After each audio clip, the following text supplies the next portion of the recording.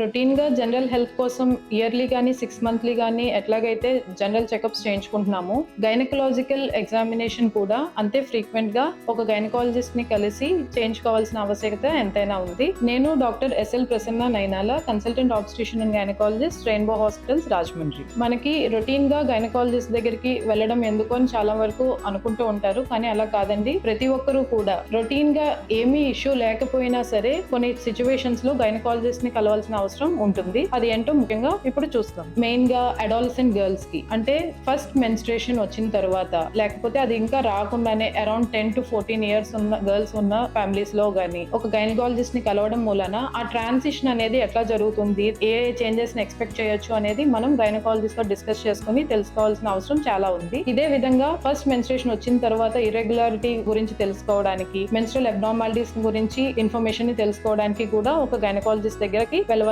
అవసరం ఎంతైనా ఉంది. దీంతో పాటు మెనోపాజల్ ఏజ్ గ్రూప్ లో, అంటే పెరి మెనోపాజల్ 45 ఇయర్స్ దాటిన వాళ్ళలో ఇంకా మెనోపాజ్ రాకుండా ఉన్న ముందు కూడా వచ్చే చేంజెస్ ని అర్థం చేసుకోవడానికి కూడా గైనకాలజిస్ట్ దగ్గరికి వెళ్ళి ఒక అర్థవంతమైన ఇన్ఫర్మేషన్ ని తీసుకోవడం చాలా మంచిది. దీంతో పాటు క్యాన్సర్ స్క్రీనింగ్ కి సంబంధించిన విషయాలు ఎప్పుడు చేసుకుంటాము, ఎంత ఫ్రీక్వెంట్ గా చేసుకుంటాము, ఎప్పుడెప్పుడు స్టార్ట్ చేయాలి అనేది కూడా మనం రొటీన్ గా వెళ్ళి తెలుసుకోవాల్సిన అవసరం ఎంతైనా ఉంది. వీటన్నిటితో పాటు ఆబ్స్ట్రిక్ కేసెస్ లో ప్రెగ్నెన్సీ టెస్ట్ అనేది ఇంట్లో కన్ఫర్మ్ అయిన తర్వాత ఒక ఆబ్స్ట్రిషన్ దగ్గరికి వెళ్ళి దాన్ని ఏ విధంగా ఫాలో అవ్వాలి, ఏ విధంగా ఫర్దర్ గా యాంటీనేటల్ చెకప్స్ అనేవి తీసుకోవాలి అనేది తెలుసుకోవాల్సిన ఆవశ్యకత ఎంతైనా ఉంది. వీటితో పాటు ఒకసారి బుక్ అయిన తర్వాత యాంటీనేటల్ కేర్ అనేది ఎంత ఫ్రీక్వెంట్ గా తీసుకోవాలి, లేకపోతే ఇన్వెస్టిగేషన్స్ ఏం చేయించుకోవాలి, స్కాన్స్ ఏం చేయాలి అనేది మీ ఆబ్స్ట్రిషన్ అనేది మీకు తెలియజేయడం జరుగుతుంది. ఇదంతా రొటీన్ కేర్ అయితే ఎప్పుడైతే అర్జెంట్ గా మనం గైనకాలజిస్ట్ దగ్గరికి వెళ్ళాలి అనేది ఇప్పుడు చూద్దాం. ఎప్పుడైనా సివియర్ గా హెవీ మెన్స్ట్రల్ బ్లీడ్, అంటే రోజుకి 7-8 ప్యాడ్స్ వాడాల్సి